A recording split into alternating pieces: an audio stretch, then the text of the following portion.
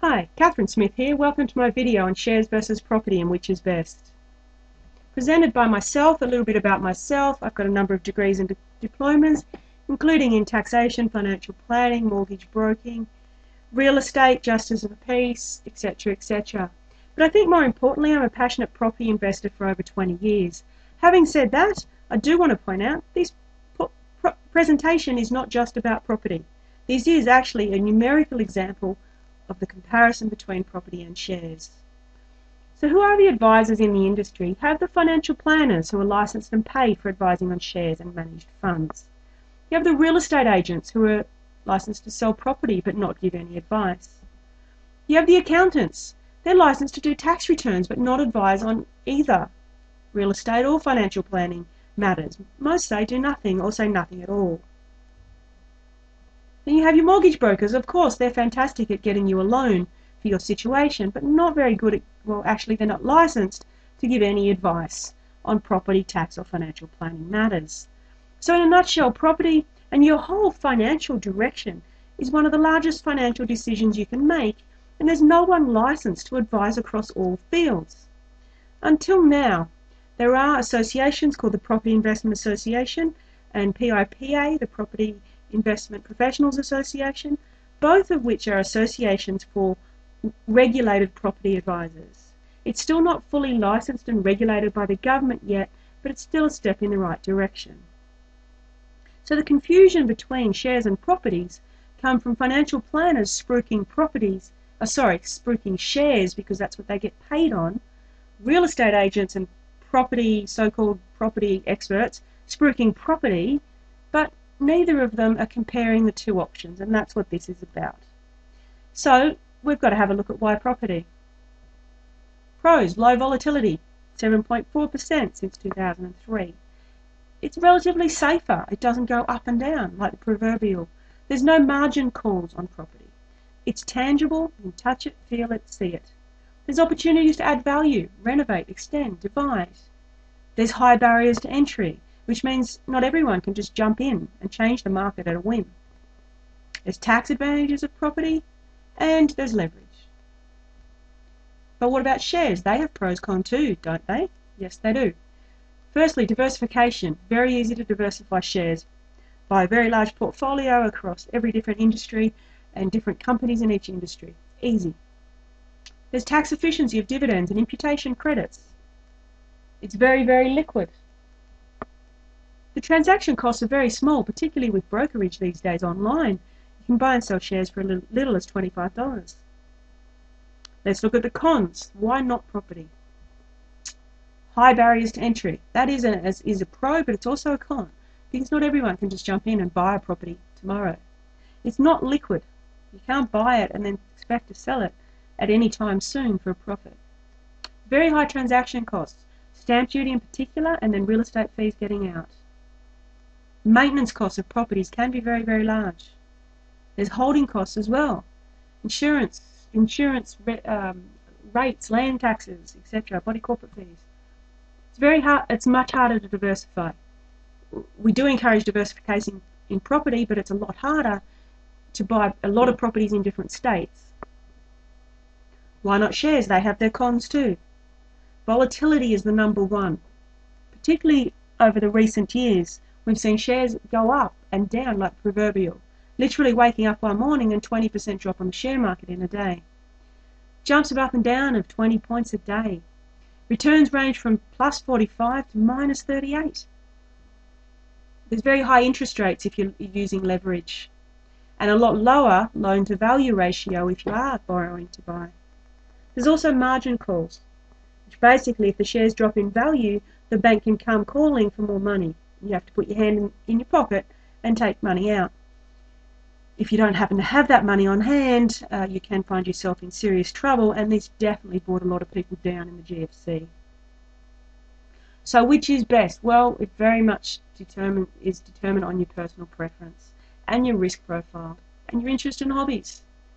In my opinion, diversify into both. I have some clients who love shares. They enjoy trading them and sitting watching them day in, day out. I have others who are just as passionate about property. At the end of the day, it's really up to you, but I would suggest to have a diversification into both. But having said that, we do need to look at the numbers. Let's look at an example of a $500,000 investment portfolio, property or shares. So to get a property portfolio and a share portfolio of $500,000, you can take out a loan. The loan to value ratios are different, as we spoke about. The yield, which is rent on the property, and dividends on the shares is also different. So the yield is slightly smaller on shares. I'm just going to work with a 10% growth. As we probably know, shares have certainly not done that in the recent past. But long-term averages coming back, we hope. Let's just work on a 10%, so we're comparing apples with apples. Interest cost. Interest is a lot lower on property. In fact, it's even lower than that now. But we'll leave it at that for this example. So the interest cost on property is higher. The net income is actually quite different between properties and shares. But let's look at the capital growth, see what that does to it. The net wealth increase on property is still marginally higher than shares. So property wins, but only marginally. Or maybe not, because we haven't looked at the tax effect of this situation yet. So tax benefits: in property you have depreciation, and in shares you have imputation. You also have tax breaks on the losses. So the net wealth increase is still about the same. Property still wins, but this is only 1 year, and this is with shares at 10% growth, which could be questionable. What we really need to look is at the power of leverage. Let's say you only have $200,000 to invest. Because of the leverage, the difference in leverage between property and shares, the portfolio size differs markedly. Okay, let's look at the return, still at 10%. You're now getting a very, very different return on property versus shares. We have to factor in interest. Of course, your interest is going to be much, much higher given that you've now borrowed so much for property. So your net gain on this portfolio is $153,000 versus only $21,000 in shares. Plus, we need to add the yields on. So the net wealth increase in shares is $43,000. But the net wealth increase in property is now $353. That is a very, very, very big difference. So the winner is property. Returns 8 times that of shares when leverage is taken into account. And that's before tax breaks and only 1 year. Over 10 years, the difference is over $3 million. Of course, you do need to take the risk of leverage into account, because as much as leverage can increase the profit, it can also increase the loss. So property simply makes your money work harder for you. Well, should I say leverage makes the money work harder for you. If you had $30,000 in a bank at 5%, you make $1,500. Plus you get taxed on that. If you take that same $30,000 and use leverage to buy a house at $300,000, and even if that house only grows at 5%, you have now made a $15,000 capital gain, over 100 times more than simply leaving it in the bank. So that's the power of leverage, using other people's money to work for you. Property also uses the law of compounding. Compounding is basically growth on growth on growth, which happens in the property market when you hold your property for the long term. According to Albert Einstein, compounding is mankind's greatest invention because it allows for reliable, systemic accumulation of wealth. But what about the cons? Well, in all business and investment ventures, the best thing to do is maximize the pros and minimize the cons. So let's revisit property cons and see if we can do anything about it. Firstly, the cons: high barriers to entry.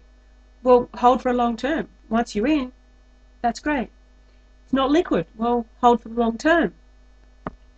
There's high transaction costs getting in and out. Well, hold for the long term. This may sound like I'm being sarcastic, but I'm not. Those factors can easily be overcome by holding for the long term, and property is a long-term decision. You should not really be going into a property investment for anything less than about 10 years. The next one is maintenance costs. Well, one way around that is to buy new or near new, where there should be very low maintenance costs, or covered by builder's warranty insurance. You can also insure against tenant damage, fire, flood, malicious damage, etc. What about the holding costs? Well, you can buy house and land, so that reduces your body corporate, but at the end of the day, holding costs are going to happen. They are there, but they are all tax deductible. How to diversify? Well, in my opinion, just do it. The more properties you actually buy, the bigger your portfolio, the easier diversification becomes, because you can start buying properties in different locations. Also consider investing with family and friends to buy more, so you can diversify further. To help with that, we can do a property portfolio plan that can show you how you can buy different properties different ways. So luck is what happens when preparation meets opportunity. So good luck. I've definitely shown you an opportunity here, but it's up to you to take some preparation. That preparation, in my opinion, is actually setting up the structure. I thoroughly recommend that people get a structure and prepare a plan before they even apply for finance and finding a property. So many property spruikers out there just run straight ahead and throw all the properties at you saying, buy this, it's best for you. I look at it the other way. Let's look. The most important part of every business venture is getting the foundations right, the structure right. Research your options, get advice, get it right before you begin. Because those who fail to plan to fail. We can help you set up that structure, prepare a plan, get your finance sorted, then help you find a property. Property portfolio review, if you've ever wondered. How many properties you can buy, how much you can borrow, how much it will cost you, and how you should structure it for tax purposes. We can do a property portfolio plan for you for only $385.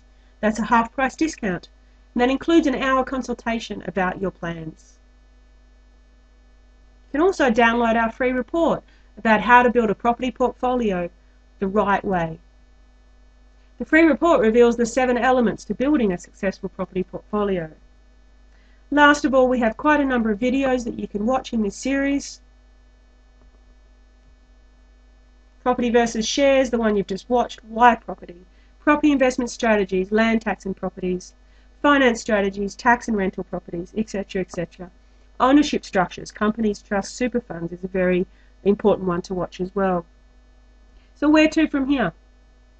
A lot of this information is fully expanded upon in our wealth coaching packages. So seriously consider these, and more information can be found at www.wfscanberra.com.au wealth coaching. Also contact myself at catherine@wfscanberra.com.au. Last of all is a saying that we like to finalise our videos with, and